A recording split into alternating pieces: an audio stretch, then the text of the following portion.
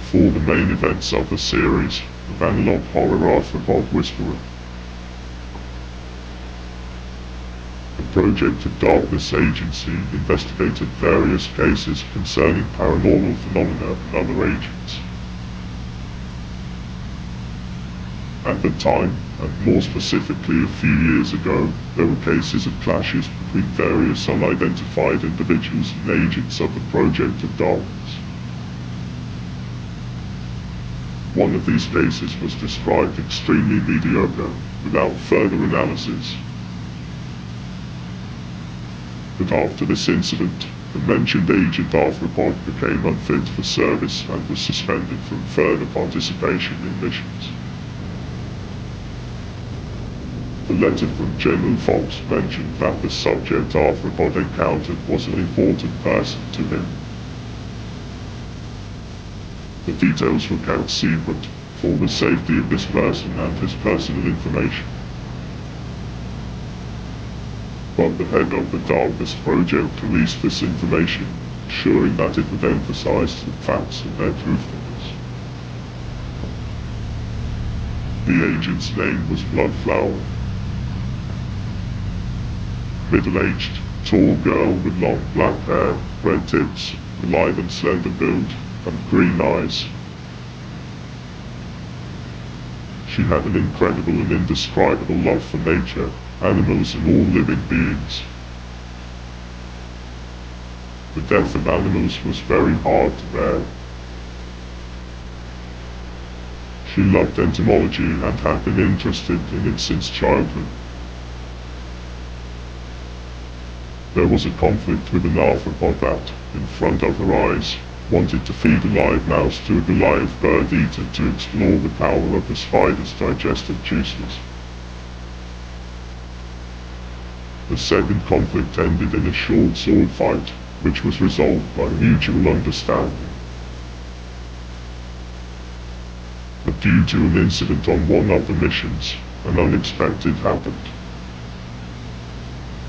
Agent Bloodflower was fatally injured during an operation to neutralize sectarians who killed animals for satanic rituals in abandoned buildings. The girl was stabbed in the chest area. The arthropod, using deadly arthropods, was able to achieve the complete neutralization of the Satanists, but unfortunately the girl's life was cut short in the hospital a few hours later. According to Agent X-017, the arthropod was very strongly attached to the Bloodflower and had the same tastes and hobbies as her, and they both had perfect technique in wielding bladed weapons, more specifically, fighting with katanas.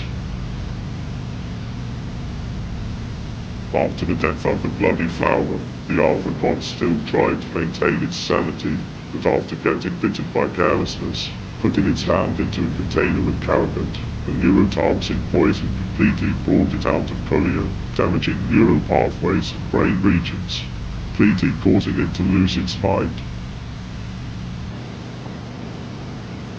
He was last seen hunting for the redbook spider irissas in a rocky field where the first crimes were supposed to take place. Then he disappeared. The head of the Darkness Project, before announcing the loss of the arthropod, wrote a letter with an excerpt of a story about his project. To whom the letter was sent, alas, they did not make it public. Here is the content of the letter. This is an agency for the destruction of dangerous paranormal creatures. The main word is dangerous, because there are not dangerous ones. On the contrary, we save them from the hands of people and help them survive. Our agency has a long history, dating back to the early years of our era. Although this is not accurate, the information is taken from a book written by my ancestors, the Defenders of the Light.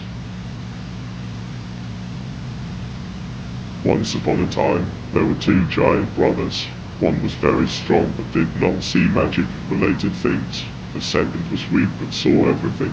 Together they made a good team to survive, but once they had to split up and the creatures took advantage of this and attacked the strong one. The brother arrived late, and although he told where the creatures were, the strong man was no longer able to answer, and he fell bleeding to the ground, leaving a bloody leg. The descendants of these brothers are considered defenders of the light. They worked separately for a long time, each for himself, but at some point, they realized that it was not profitable and began to assemble small groups to neutralize the creatures. And so, it was until the newer era of the 19th and 20th centuries when the agency appeared, although at the time it was simply called the Agency for the Neutralization of Creatures, but still did the same things as now. At the same time, we have known the names of the heads of the agency. The first is Auntie Francis, nicknamed the Half-Dead Goat, 1890 to 1940. The second is Norman Howard, nicknamed the Vulture Detective, 1940 to 1990. And the third, whom I personally found Lupin Gorner, nicknamed the Scarlet Skeleton, 1990 to 2015. Well, I won't tell you my name, but the nickname is Golden School, and I named the agency the Darkness Project. There have been many important missions in the history of the agency. Under Ortez's leadership, 3 doppelgangers, lighthouse keepers, were neutralized in Scotland in 1900, and a creature that frightened many, Black Shaka, was removed in England. Norman was a lover of kind creatures. He found the Loch Ness Monster himself and to save his life injected the gene of invisible creatures into him, making him invisible. He also studied the poltergeist and wrote it down in the Defenders of Light book. And Lupin was lucky to live at a time when there were a lot of creatures. All the creepypastas about Slenderman, Jack, Kruger, Scream, he took up all of them, also helped the Foundation in its early years. Now he lives with a different name in another country. For my part, I've been doing small missions so far, although I've done something very great once, but that was before I got here.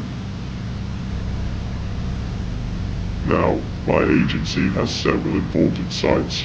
General Fox, with whom there is a personal history, former General Arthropod, who got here after I saw his ability to control wildlife and nature, and my assistant Diabetes, who is a creature himself, so I initially noticed dangerous ones. There's only so much I can say now. With respect, the head of the Darkness Project, Golden Skull.